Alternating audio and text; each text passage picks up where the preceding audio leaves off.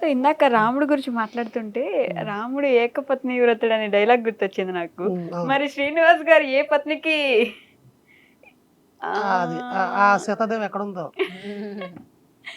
అంటే బికాస్ రాముల వారికి పెళ్ళి అయిన తర్వాత అజ్ఞాతవాసం వచ్చింది. మేము ముందు అజ్ఞాతవాసం చేసి తర్వాత చేసుకున్నాం. మీరు అజ్ఞాతవాసం కాదు, పూర్తిగా ఏదో బాగానే కుదిరింది. అది మళ్ళీ ఇప్పుడు డైలాగ్ రాసుకోరా సాంబా అంటారేమో ఇప్పుడు.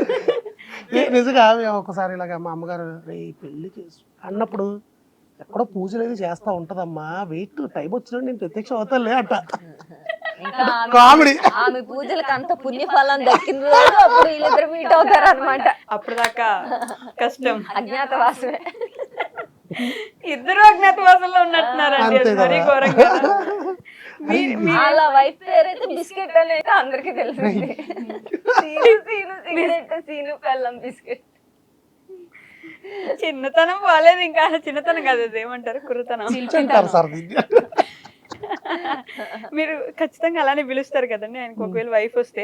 లేదా వాళ్ళు అంటా ఉంటారు. ఆయన మాకు పరిచయం చేయడండి.